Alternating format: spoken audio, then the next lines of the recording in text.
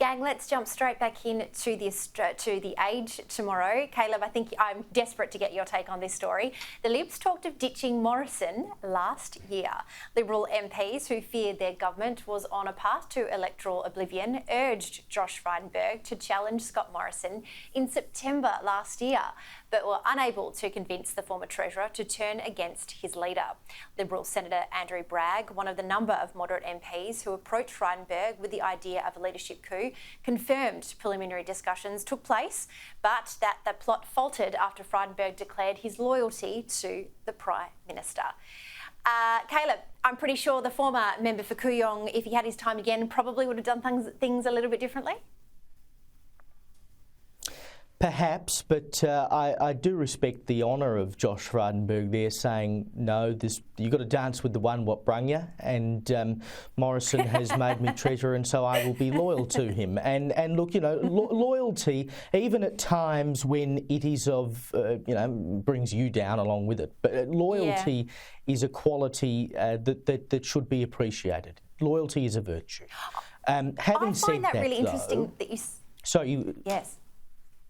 I just found that really interesting that you've noticed that as well, because during Scott Morrison's sign-off on social media over the weekend, he mentioned a special shout-out to his good friend Josh Frydenberg. So I don't think Morrison is that stupid to not realise that people were doing numbers against him. But I think you're right. I think it's a lovely sign of loyalty, which has unfortunately become lost in the political sphere over the past couple of years.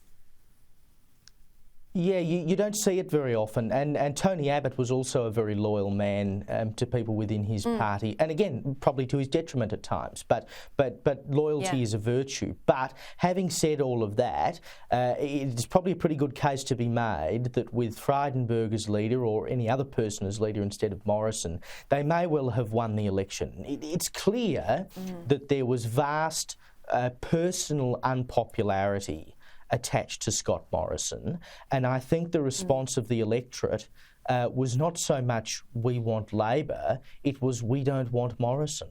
And so they voted for Teal independence, they voted for the Greens in various parts of the country to sort of send an FU message along. I think people took him as disingenuous. And as the campaign wore on and people, push came to shove, I think some people just looked at Morrison and said, look, mate, we gave you a chance, we're not all that rapt with you, bugger off. Yeah. I think women especially did that, Sarah, as we can tell from another front page story of The Age tomorrow. Labor urged to lift the job barriers to women. Businesswomen are urging the federal government to help make it financially viable for more women to work, with figures showing more than 100,000 women could not even search for employment due to a lack of childcare. As Treasurer Jim Chalmers prepared his first formal meeting with the Reserve Bank, unions and business leaders said the economy was suffering due to roadblocks to women facing work. Sue Morfett, past president of the Chief Executive Women, said if Australian women could work full-time or to that capacity that they would want at the same rate as men, we would release 1 million full-time jobs into our economy. Well, Sarah, we heard it from the horse's mouth on Saturday night that apparently we're getting universal childcare. We just don't know who's going to pay for it. Hopefully the women that are going to fill the 1 million jobs.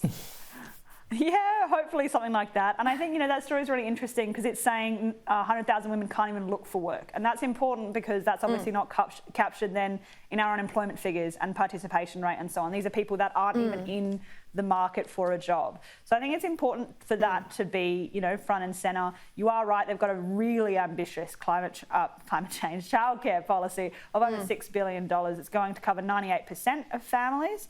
How that's all going to shake out, how it's going to affect the bottom line and so on is going to be really interesting. And we have heard a lot of criticism of Labor's childcare policy because it does, benefit people on really, really, really high salaries who, do they need that? Do they not need that? It is a really interesting discussion that was being had pre the election. I imagine is going to keep being had as this is rolled out, and we'll have to see how they're going to implement what is going to be one of the biggest changes to childcare we've seen in years, and see if it really does have that effect of bringing in these hundreds of thousands of women into the workforce.